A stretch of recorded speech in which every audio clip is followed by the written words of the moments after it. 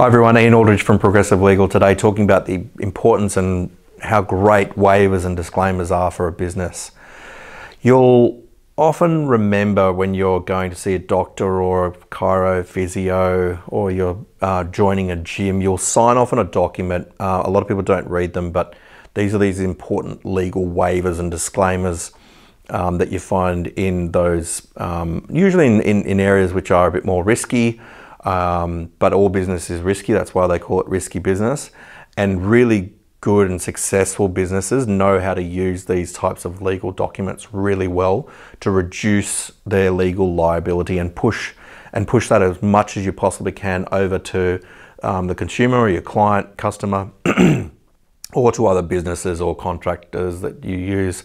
Effectively, what you're trying to do is push across as much of that legal liability that you can legally to make sure that your customers, clients, etc. are aware of the risks.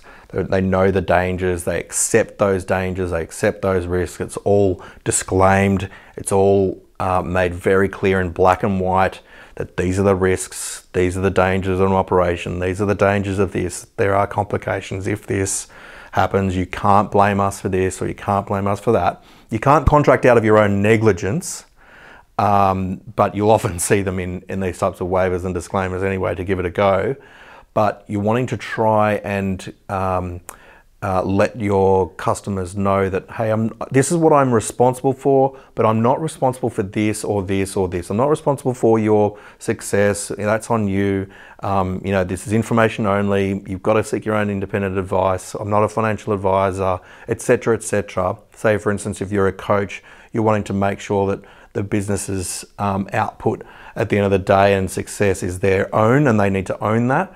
You're only providing them the best available information at the point in time. You can only guide them. You can only do this, but you can't do these. And having these things in place right from the start draws the line of the soccer field, so everyone knows what's in and what's out. It's clear and in black and white. If it's not said, then there's always this argument of, oh, I didn't know this and I wasn't told that. And from a business's perspective, what you have to do at law is disclose all of the contractual terms to the consumer or customer or client at or prior to purchase. So you need to make sure that they're aware of this stuff. And if it's not in black and white, then there's always this grey area. And grey areas are always dangerous for a business, because at the end of the day, if it comes before a court, a customer, consumer, client, they're always seen as a protected species, and a business it's their obligation to make sure that all of these contractual things are made very clear prior to purchase, so that was all extremely clear and public. And the best thing is to have these things on your website, freely available, or in a document that's docu-signed, or electronic signatures are fine these days. Wet signatures for some form of documents. It depends on how belts and braces you want to go with making these things really, really clear to the consumers. Sometimes you'll have them as separate standalone documents. Sometimes we weave them into terms and conditions. As long as they're there in black and white, that's the most important thing to do. You'll find with things like bungee jumping and skydiving and those really, motocross stuff or dangerous activities, skiing, etc. Sometimes I'll make you sign the separate waiver itself. They've got their own terms and conditions, but then they'll have a separate waiver.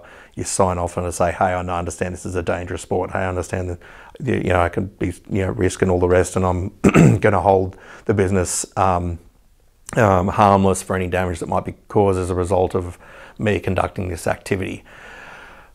Businesses that are with other business, business to business type services, forget that these are really good things to have in their business as well, and that pushing across some of this legal liability will reduce. We can't eliminate the risk ultimately at the end of the day, but we can reduce it significantly.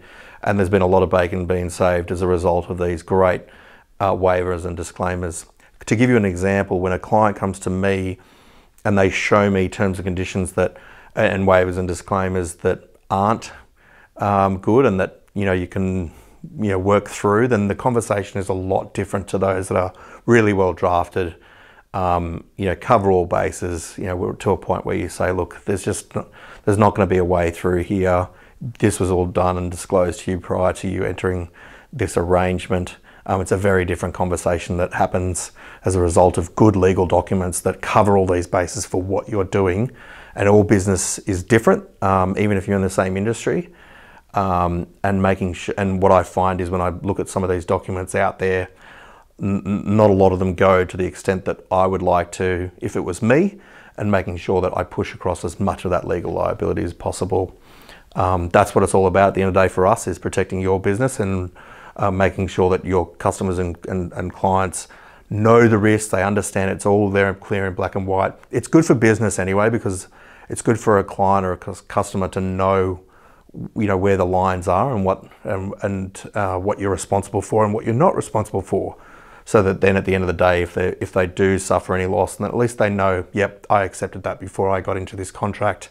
It's there in black and white, rather than, oh, well, I wasn't sure about this, and then you have a disgruntled customer, which, as people know, is a really time-consuming activity, trying to correct something where perhaps in hindsight you ought to have had this stuff in writing right from the get-go. Best to just get it done right and measure twice, cut once, do it right from the start. We charge fixed fees for these types of waivers and disclaimers. They're a great way of reducing a risk in a business. No-brainer for a business that's doing any type of risky activity, or if you're providing any types of services that there could be financial loss as a result if they don't take your advice, or go and do their own thing without consulting you, etc., or provide you information that's not correct and then the advice is wrong as a result of that. There's all sorts of stuff. So happy to have a chat and let you know whether waivers and disclaimers are a good thing in your business.